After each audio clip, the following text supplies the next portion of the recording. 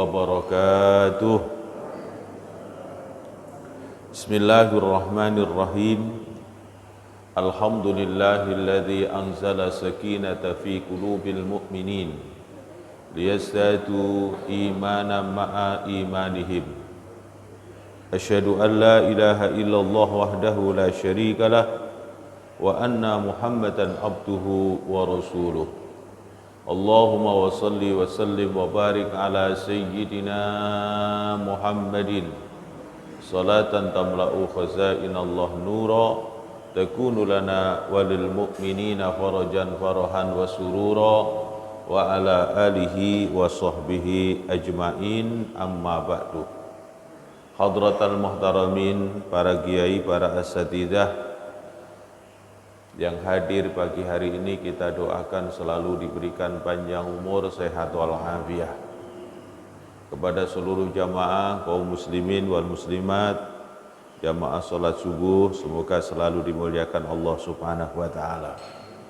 Pertama dan yang paling utama, syukur alhamdulillah berkat rahmat, taufik, hidayah beserta inayah dari Allah Subhanahu wa taala. Pagi hari ini kita masih diberikan oleh Allah kekuatan iman, Islam, ihsan, diberikan oleh Allah kekuatan istiqomah dalam rangka menjalankan perintah Allah dan Rasul. Harapan dan doa kita semoga seluruh aktivitas amal ibadah kita diterima oleh Allah Subhanahu wa taala. Salawatullah wassalamuhu untuk Nabi kita Muhammad sallallahu alaihi wasallam biqaulina Allahumma salli wa sallim wa barik alaihi. Hadirin wal hadirat jamaah rahimakumullah, kita lanjutkan taklim kita, pembahasannya sampai meneruskan taklim yang lalu, yakni tentang sujudus sahwi. Sunnah melaksanakan sujud karena ada sesuatu hal sunnah yang dikuatkan, yang muakkad atau yang abad, dikarenakan kita ada lupa. Wa an Abi Sa'id Al-Khudri radhiyallahu anhu qala Rasulullah sallallahu alaihi wasallam, idza sakka ahadukum fi salatihi falam yadri kam shalla athalasan am arba'an falyatrah asyak waliyabni ala mastaiqona summa yasjudu sajdataini qabla ayyusallima wa in kana shalla khamsan syafa'na lahu salatahu wa in kana shalla tamaman kanata targhiman lisyaiton, rawahul Muslim. Rasulullah sallallahu alaihi wasallam memberikan bimbingan kepada kita bahwa manusia sehebat apapun diri kita ini, dibekali ilmu sedalam apapun dalam penguasaan Al-Quran, hadis, dan juga fikih, semua kita kuasai, tapi tetap di dalam diri kita ini ada sifat yang tidak akan lepas dari diri kita, yakni mahallul khata' wa nisyan, tempatnya salah dan tempatnya lupa. Dan kita usaha secara maksimal ketika kita ini melakukan kesalahan, kita usahakan semoga selalu kita menghindar, sehingga ketika kita ini melakukan kesalahan benar-benar khata', bukan karena ada unsur kesengajaan, tidak ada unsur keinginan kita ingin melakukan kesalahan, hal-hal yang dilarang oleh Allah dan Rasulnya. Jadi seorang mukmin diantaranya adalah sifatnya ketika terjerumus ke dalam suatu perbuatan dosa benar-benar khata', bukan sengaja dia melakukan kemaksiatan itu. Kemudian yang kedua adalah nisyan, tentang sifat nisyan.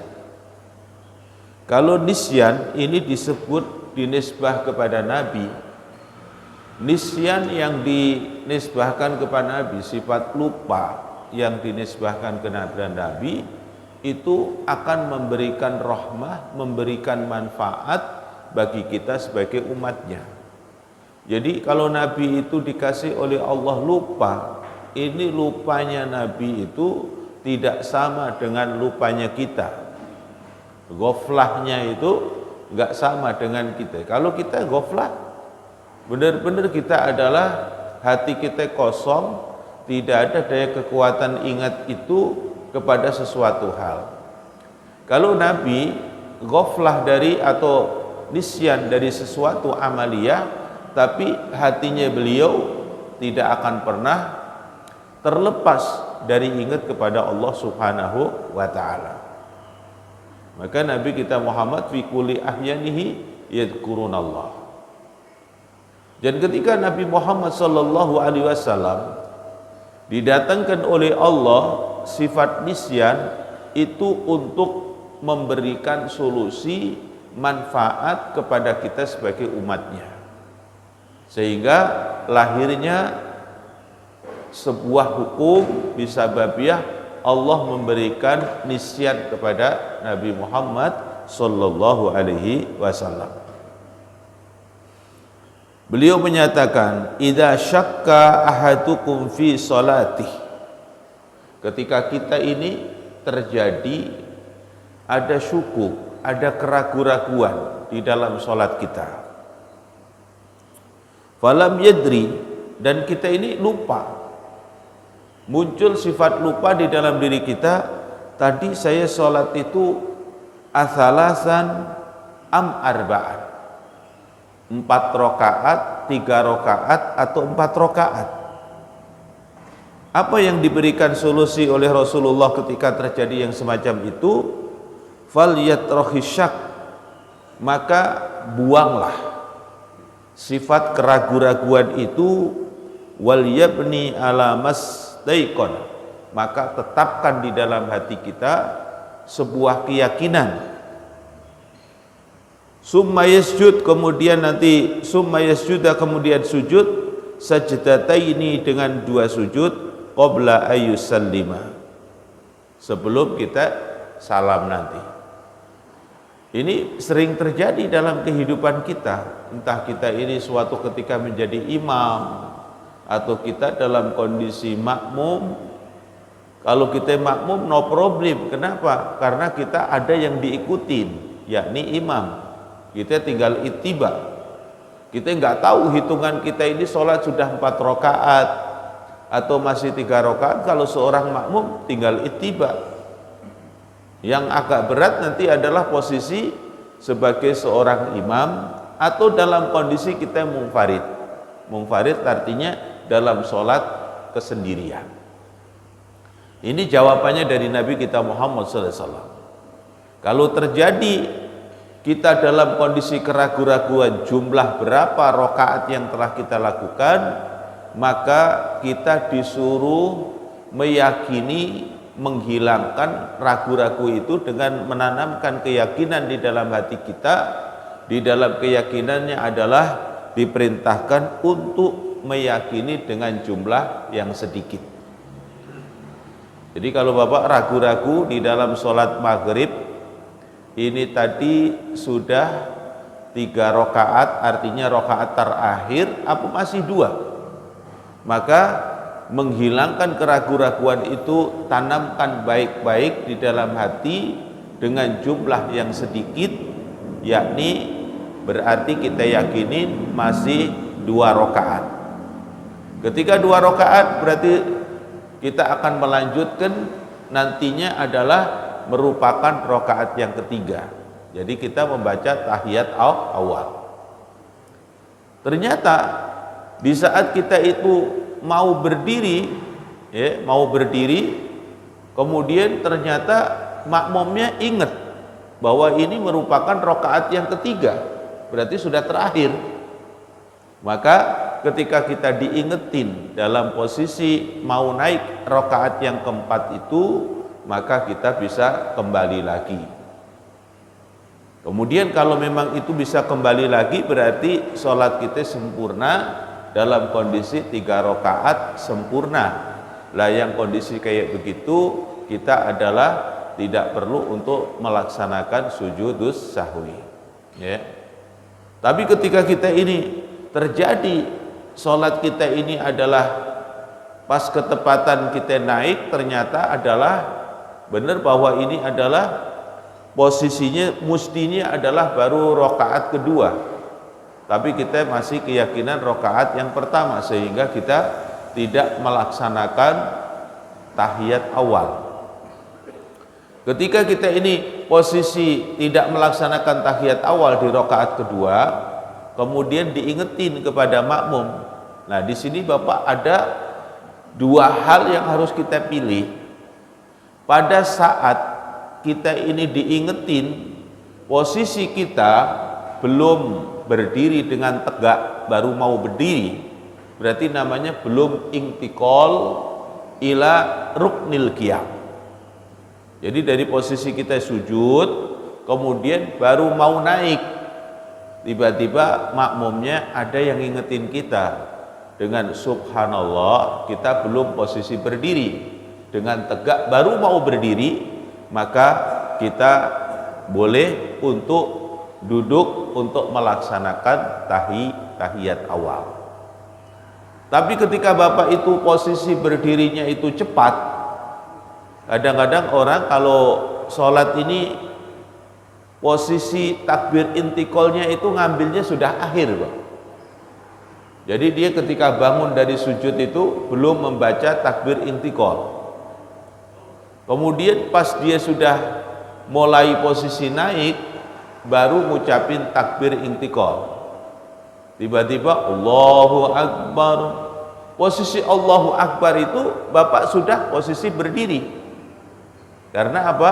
Bukan mulai dari gerakan pertama dari bangun dari sujud sudah dikumandangkan takbirnya, tapi Bapak mengumandangkan takbirnya sudah di atas.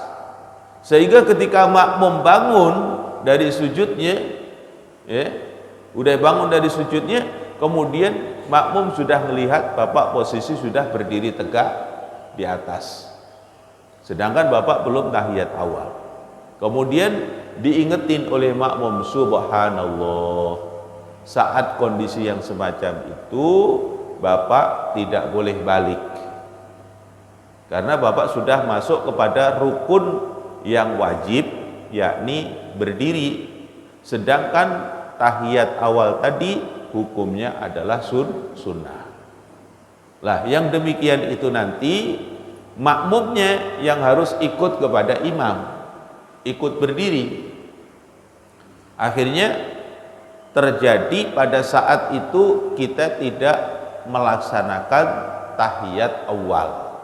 Nanti tahiyat awalnya bisa diganti dengan sujudus sahwi.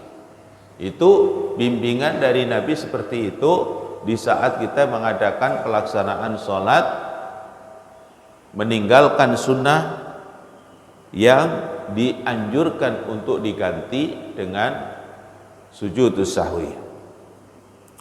Qaidatun syar'iyatun ammatun tuqadu min umumi adillati syar'i asy-syarif wa hiya al-bina 'alal yakin wa ilgha'i syak, wa hadha huwa alladhi dhahaba ilaihi jamaahirul ulama wa tubna 'ala hadhil qaidah mathailun katsirah minha anna syak fi adati rakaati salati yubna alal yakin ala wa huwa al aqal.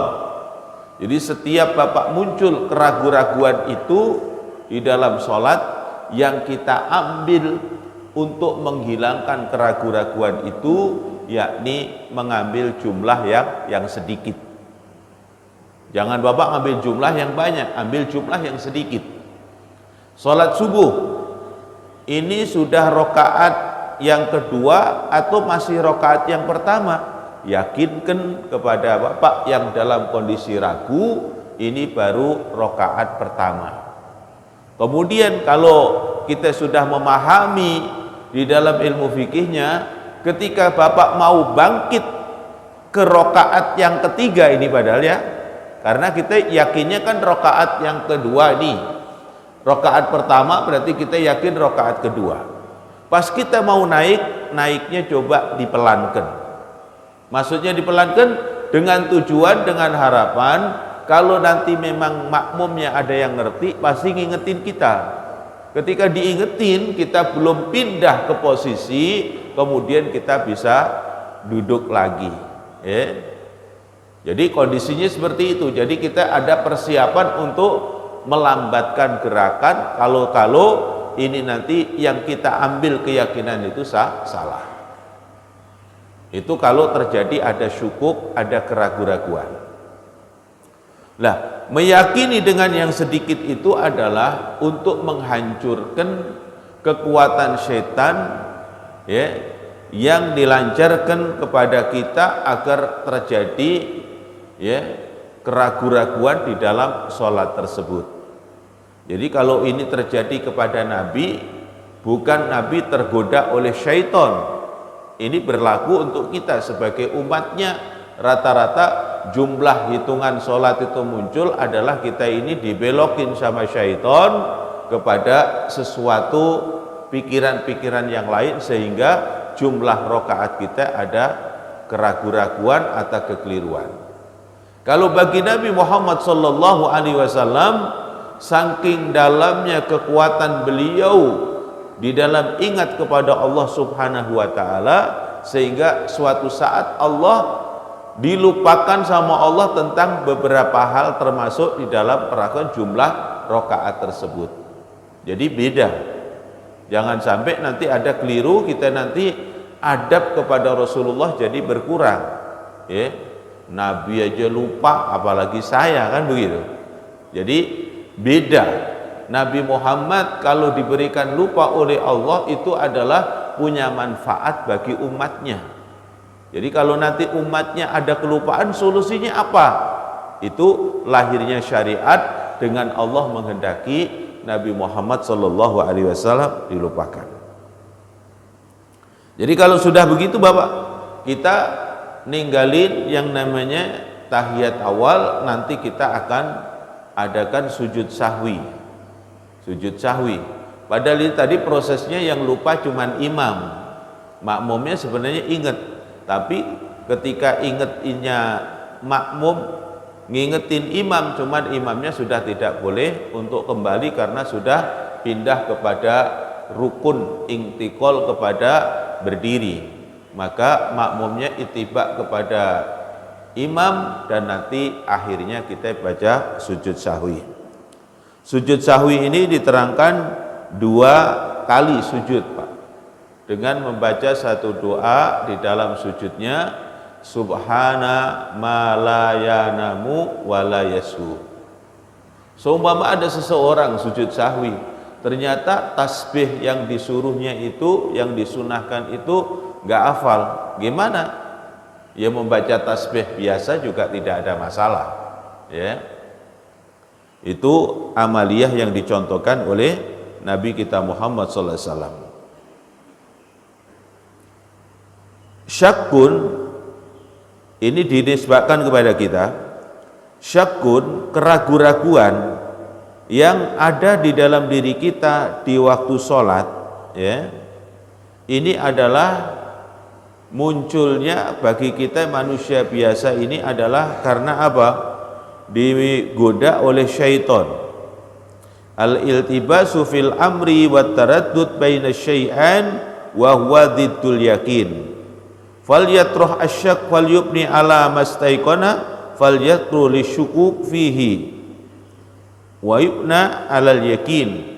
Tetapkan di dalam diri kita, fa in shalla khamsan fi sholati rubaiyah syafa'na lahu sholatahu, ya, sajdatani sayyarlaha saf'an li anna sajdataini qa'iman maqaman rak'atan kanal matlub minar rubaiyah asyabu wa in zadat alal arba.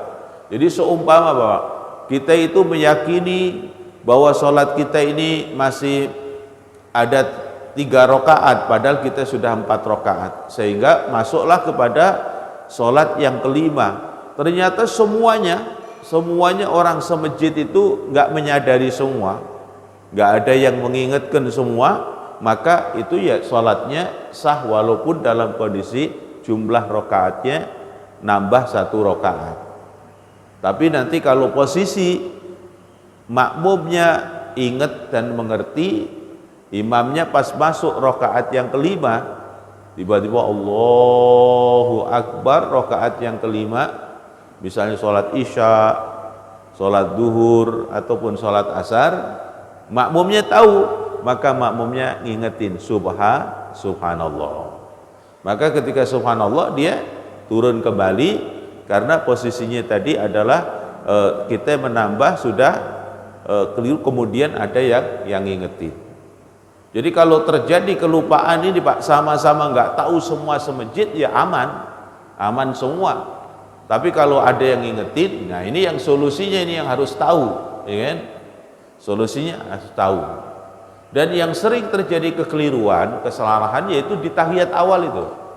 Di tahiyat awal itu ketika diingetin rasanya harus balik. Imam rata-rata begitu, rasanya harus balik. Lah padahal dalam hukum fikihnya kita mau balik ketika ninggalin sunnah itu melihat kondisinya. Kalau kondisinya belum pindah dari posisi sujud kepada berdiri, baru mau berdiri, diingatin, berarti itu namanya belum pindah. Itu Bapak mengikuti peringatan si makmum tersebut. Tapi kalau Bapak sudah menghentak, tiba-tiba sudah berdiri, berbalik, makmumnya yang harus ikut kepada imam. Jadi nanti yang tahiyat awal itu diganti dengan sujud sahwi. Itu yang sering praktiknya ada kekeliruan di dalam bab ini. Akhirnya diingetin, imamnya turun lagi. Nah, dia turun lagi ini di dalam hukum fikihnya adalah batal. Kalau kita balik lagi dalam hukum fikihnya batal, karena Bapak sudah pindah dari posisi sunnah kepada wajib gitu. Dalam posisi sunnah sudah pada wajib. Itu yang harus difahami oleh kita. Jangan sampai keliru mengambil keputusan. Bapak misalnya apa? Sholat subuh ada hukum sunnah bagi kita, yakni adalah melaksanakan kunut. Kemudian Bapak kelupaan. Selesai, Sami Allahu liman hamidah. Nah, makmum menyangka Bapak itu masih membaca doa seperti doa i'tidal dulu, kemudian baru mau melaksanakan kunut. Bapak ada jeda diam sejenak. Ternyata ketika ditungguin oleh makmum, nah Bapak langsung turun, Allahu Akbar, udah ke bawah. Berarti nggak ada sempet, terus diingetin subhanallah. Bapak sudah turun, udah nyampe di tempat sujud, maka kelupaan ini doa kunutnya. Maka posisi yang semacam itu makmumnya ngingetin, tapi karena sudah lewat, imamnya nggak boleh balik kepada berdiri. Nah, kemudian makmumnya mengikuti kepada imam yang kondisi sudah sujud itu, kemudian nanti kita tinggal ganti dengan sujudus sahwi. Itu posisinya seperti itu di dalam pelaksanaannya. Wa an Ibnu Mas'ud radhiyallahu anhu qala Rasulullah sallallahu alaihi wasallam, falamma salama qila lahu ya Rasulullah ahdasa fi sholati syai' qala wa ma dzaka qalu shallaita kadza wa kadza qala basanna rijlaihi wastaqbala al-qiblah fasajada sajdataini summa salama summa aqbala 'ala nasi biwajhi faqala law hadatsa fi sholati syai'un amba'akum bih walakin innama ana basarum mislukum angsa kama tangsawna wa idza nasitu fadzakaruni wa idza syakka'tum fi sholati ya falyatakharra as-shawab falyutim alaihi falyasjud sajdataini falyutim summa sajata wa li Muslim anna nabiyya sallallahu alaihi wasallam sajada sajdataini sahwi ba'da salami wal kalam. Ini pernah terjadi, ada Rasulullah sallallahu alaihi wasallam juga diingatkan, ya, diingatkan tapi sudah habis salam. habis salam. Ini juga diperkenankan kalau kita mau melaksanakan menggunakan sujud sahwi tapi setelah salam. Ya, jadi beliau diingetin, kayak misalnya bapak itu ada sholat yang disaksiin oleh teman bapak, kamu tadi kayaknya nggak baca kunut deh. Jadi ada teman sholat terlambat, kemudian dia nggak baca kunut, kemudian setelah salam teman itu ngingetin, tadi saya lihat kamu nggak baca kunut. Lah itu boleh setelah ngucapin salam, assalamualaikum, assalamualaikum, kemudian dia balik lagi sujud sahwi, 2 sujud, kemudian adalah setelah sujud sahwi 2 kali, kemudian baru ngucapin salam. Yang pertemuan waktu itu, ya, sebelum kemarin kita ceritain sebelum acara Maulid kemarin, bahwa pernah Rasulullah Shallallahu Alaihi Wasallam terjadi, beliau itu sholat di antara menyatakan asar atau duhur itu cuma 2 rakaat. Rasulullah terjadi sholat 2 rakaat. 2 rakaat langsung salam. Jadi ketika membaca tahiyat itu kan tahiyat awal sama tahiyat akhir kan sama, cuman nanti diputus sampai yang wajib aja kan, sampai Allahumma sholli ala sayyidina Muhammadin wa ala ali sayyidina Muhammad, terus berdiri. Nah ini Rasulullah nyambung ini, Allahumma sholli ala sayyidina Muhammadin wa ala ali sayyidina Muhammad, disambung amma sholaita ala sayyidina Ibrahim wa ala ali sayyidina Ibrahim. Jadi awalnya kesengajaannya adalah membaca tahiyat awal, tapi bacaannya sama Allah dikehendaki untuk berlanjut terus ke tahiyat akhir. Kalau sudah ketemu fil alamina innaka hamidum majid, meyakini bahwa itu adalah sudah akhir, gitu kan? Kemudian ternyata beliau langsung ngucapin assalamualaikum warahmatullah, assalamualaikum warahmatullah. Ketika beliau mengucapkan assalamualaikum warahmatullah, assalamualaikum warahmatullah, sudah selesai sholat. Cuman waktu itu cuman 2 rakaat sholatnya. Di saat sholat 2 rakaat yang semacam itu, akhirnya para sahabat diem aja, nggak ada yang punya berani untuk nanya kepada Rasulullah. Ya, di situ ada Sayyidina Abu Bakar, ada Sayyidina Umar, ada sahabat-sahabat senior semua. Akhirnya adalah ada seorang sahabat muda namanya yang dikenal Rasul nyebut Dzul Yadain. Kemudian sahabat ini langsung bertanya, ya Rasulullah, afa anta taksuru fis sholati au anta nasya fis shalah. Rasul, kami boleh bertanya, apa yang kamu tanyakan, kata Rasulullah. Apakah engkau tadi dalam kondisi qasar di dalam sholat, apakah engkau tadi lupa di dalam sholat? Kemudian Nabi Muhammad SAW memberikan jawaban, wa ana la aksuru wala ansa, aku tidak lupa dan aku juga tidak mengqasar. Kemudian baru Dzul Yadain menyatakan, wa anta shalla rak'ataini summa salama. Wahai Rasul, engkau baru sholat 2 rakaat, kemudian engkau salam. Kemudian Rasulullah menghimbau kepada seluruh jamaah yang ada itu untuk diajak berdiri lagi, terus mulai takbiratul ihram, kemudian membaca suratul Fatihah.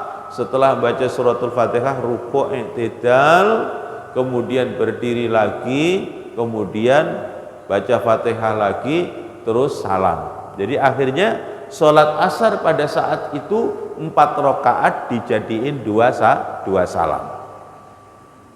Ketika sudah terjadi yang semacam itu dijadikan sandaran hukum oleh kita, oleh para imam-imam. Di antaranya adalah mazhab kita al-Imam Syafi'i radhiyallahu an, memberikan jawaban di saat bapak itu, kita semua ini sholat jumlahnya kurang. Jadi kayak gitu, sholat jumlah rakaatnya kurang. Kalau bapak langsung diingetin, udah habis salam langsung diingetin, maka bapak boleh nambah langsung, jadi nggak perlu untuk mengulang dari awal, langsung nambah jumlah rakaat yang kurang. Yaitu kalau kita baru 1 rakaat udah salam, berarti tinggal nambah 1 rakaat lagi, kemudian tidak perlu mengulang dari pertama.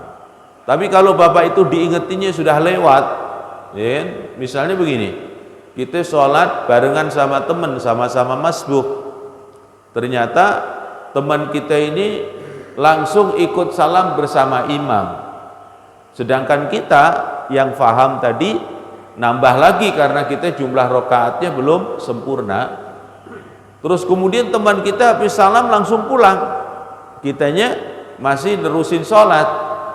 Lah, entah asarnya atau entah maghribnya nanti baru kita ketemu lagi, terus kita ingetin, kalau kamu tadi sholat duhurnya masih kurang, kan kita bareng tuh berangkatnya, tapi kamu ngikutin imam sedangkan kita masih kurang 1 rakaat.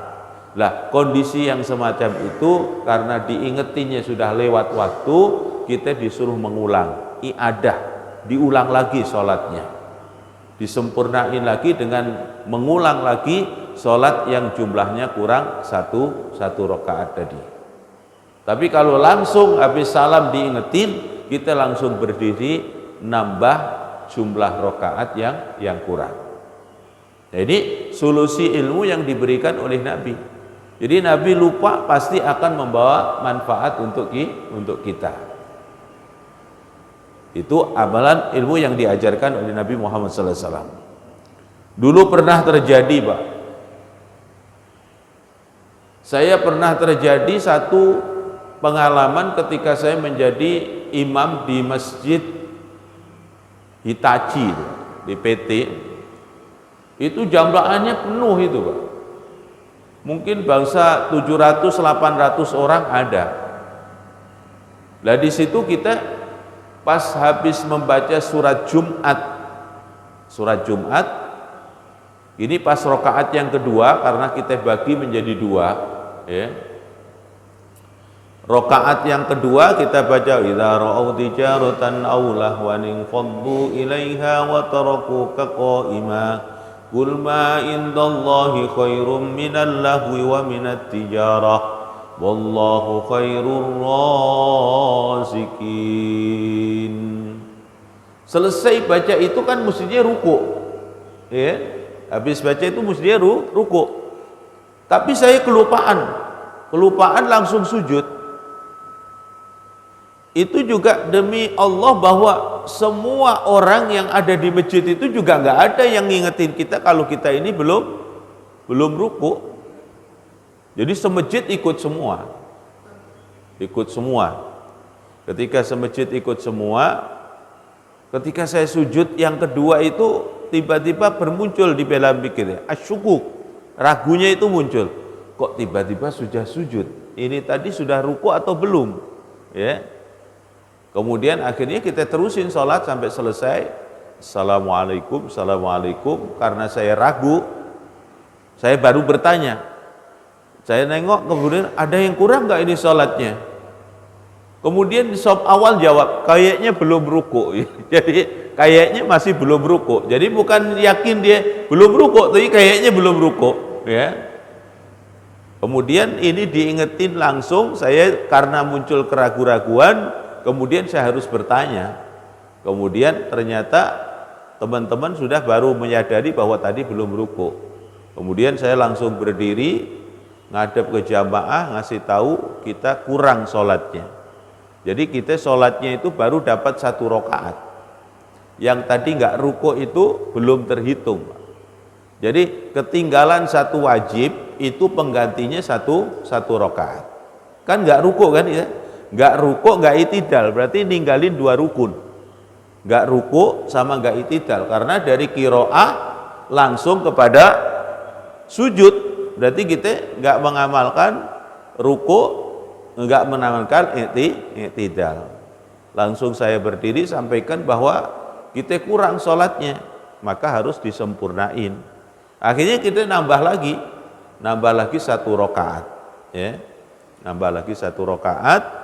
Kemudian posisinya, baru nanti kita adakan pelaksanaan sujud sahwi karena ada yang terlupakan. Itu kaifiyah-kaifiyah yang semacam itu di dalam tata tertib sholat berjamaah itu harus sama-sama tahu antara imam dan makmum. Karena kalau kayak begini ada masalah, kalau makmumnya nggak tahu untuk mengingatkannya, nanti juga jadi satu masalah. Pernah terjadi, ada seseorang lagi jadi imam, yakni imam sholat tarawih, ya, imam sholat tarawih. Kemudian ketika jadi imam sholat tarawih itu, dia di rakaat yang kedua itu Pak, lupa tidak membaca suratul Fatihah. Jadi habis dia sujud, kemudian duduk, sujud lagi, berdiri, Allahu Akbar. Mungkin imam ini yang Allahu Akbar ini ngerasanya, ya, sudah ini, udah habis, kan padahal sebenarnya kalau habis rukuk kan bukan Allahu Akbar kan, Sami Allahu liman hamidah, tapi nggak tahu apa yang dirasakan oleh imam itu. Langsung Bismillahirrahmanirrahim, Qul huwallahu ahad. Jadi Fatihahnya belum, langsung kepada surah. Lah, kejadian yang semacam ini mestinya seorang makmum wajib ngingetin untuk membaca suratul Fatihah. Kalau surahnya itu kan sunnah, seandainya ditinggal nggak ada masalah. Tapi kalau Fatihahnya rukun, wajib. Caranya gimana? Ya caranya adalah dengan membaca yang keras untuk mengingatkan kepada imam itu. Imam kan Bismillahirrahmanirrahim, Qul huwallahu ahad. Makmum yang tahu langsung Bismillahirrahmanirrahim, Alhamdulillahi rabbil alamin. Ketika diingatin itu, dia biar balik kepada pembacaan suratul Fatihah. Ada orang yang di belakang sono Pak, faham kalau imamnya ini belum membaca suratul Fatihah, tapi ngingetinya nggak paham. Ya, ada orang yang paham imamnya belum membaca suratul Fatihah. Kemudian kondisi yang semacam itu, dia di belakang ngapain? Tiba-tiba bertakbir berkali-kali dia. Ya. Imamnya lagi Qul huwallahu ahad, Allahus samad. Di belakang bunyi Allahu Akbar, Allahu Akbar, Allahu Akbar. Dia mau ngingetin tapi caranya nggak tahu. Ya, makanya antara imam dan makmum itu kudu faham tata tertib sholatul jamaah. Kemudian ya imam lanjut aja terus, lanjut sampai selesai Assalamualaikum, Assalamualaikum. Baru imamnya bertanya, kenapa Bapak baca takbir-takbir di belakang gitu kan? Baru diingetin, mohon maaf Pak Ustadz, tadi belum membaca suratul Fatihah. Terus gimana? Imamnya tahu kan ilmunya? Sampaikan para jamaah, ternyata ada satu rukun yang kurang, yang tadi kita nggak laksanain, yaitu pembacaan suratul Fatihah. Kita tambah satu rakaat lagi, jadi ditambahin satu rakaat lagi. Jadi tidak mengulang, nggak ngulang. Ya. Lagi kasus lagi yang kedua di tetangga kita di Masjid At-Taubah. Ketepatan di Masjid At-Taubah ini imamnya hafizul Quran. Dan ketepatan di situ ada saya, Pak. Ada saya juga, saya jadi makmum. Karena saya ngisi tausiahnya, kemudian jadi makmum. Pas ketepatan imamnya ini hafizul Quran, qiraatnya indah luar biasa. Ya. Jadi saya itu jadi makmum itu nggak mikirin jumlah rakaat sama sekali. Ya, nggak mikirin saya, nggak mikirin kenapa? Enaknya dengerin Quran itu tadi. Jadi saya ngikut aja, pokoknya apa kata imam ya. Imam ruku, imam i'tidal, imam sujud, imam tahiyat, tahiyat aja udah. Wis gak ke bawah udah. Salat ini udah konsennya udah nikmat aja gitu. Ternyata di belakang saf yang ketiga ini ngingetin dia maju. maju berbisik, ya. Yai yang barusan tadi kurang 1 rakaat. Jadi yang barusan ini kurang 1 rakaat. Bilalnya masih, kan dia pakai Bilal itu Pak. Jadi kalau dapat 2 salam itu pakai wiridan itu. Asyhadu alla ilaha illallah astagfirullah. Ini lagi wiridan itu saya dibisik sama salah satu makmum. Akhirnya saya ganti berbisik kepada imam. Ustaz tadi katanya 1, karena saya nggak yakin. Katanya, saya juga bilang katanya, ada yang kurang 1 rakaat. Dia bingung juga, terus gimana tambah 1 rakaat. Akhirnya saya ngomong itu, jamaah ada yang kurang 1 rakaat, kita tambah 1 rakaat lagi. Jadi tidak perlu untuk mengulang dari awal. Itu diantaranya kalau kita diingetin saat itu juga kita sudah. Kemudian ada beberapa pendapat ulama di dalam masalah sujudus sahwi. Masyru'iyatus sujudus sahwi wa mahalhu ba'das salam. Jadi sujud sahwi itu tempatnya ada yang menyatakan adalah ba'das salam. Waqtalafa fi hukmi sujud sahwi wa qala Imam Ahmad biwujubihi ahdan bil amri fi qawlihi liyasjud sajdataini. Jadi hadisnya sama tapi pemahamannya berbeda. Ya, disebut oleh Imam Ahmad bahwa Rasulullah menyatakan liyasjuda sajdatain, agar kamu melaksanakan sujud dengan 2 sujud. Ya, liyasjuda ini diartiin adalah wajib gitu. Liyasjuda ini wajib. Tapi wa indana adalah menurut mazhab Imam Syafi'i. Wa qala Syafi'i nahu sunnah, bahwa sujud sahwi itu hukumnya sunnah. Wa huwa masyhurun ala madhabil la farqa baina sujud sahwi qabla wa ba'di. Kemudian Imam Syafi'i menyatakan bahwa sujud sahwi yang dianjurkan ini adalah waktunya ba'da tasyahud qabla salam. Ya, ba'da tasyahud qabla salam. Jadi kita habis baca tasyahud fil alamina innaka hamidum majid, terus baca doa Allahumma inni a'udzubika min adzabil qabri wa min adzabi jahannam wa min fitnatil mahya wal mamati wa min fitnati masihid dajjal. Baru sujud Allahu akbar subhana ma la yanamu wa la yashu subhana ma la yanamu wa la yashu subhana ma la yanamu wa la yashu. Terus bangkit Allahu akbar, ya, duduk di antara 2 sujud, kemudian doanya sama Rabbighfirli, kemudian balik lagi. Setelah itu duduk lagi, pas duduk lagi kan tinggal salam. Assalamualaikum warahmatullah, assalamualaikum warahmatullah. Ini kaifiyah sujud sahwi yang diajarkan oleh Nabi kita Muhammad sallallahu alaihi wasallam. Yang mutawatirah, yang masyhur, ketika tertinggal di antara sunnah yang dikuatkan adalah ninggalin tahiyat awal dan kita ninggalin doa kunut. Itu dianjurkan untuk melaksanakan sujud sahwi. Hadirin wal hadirat jamaah sekalian rahimakumullah, mungkin ini yang kita bahas.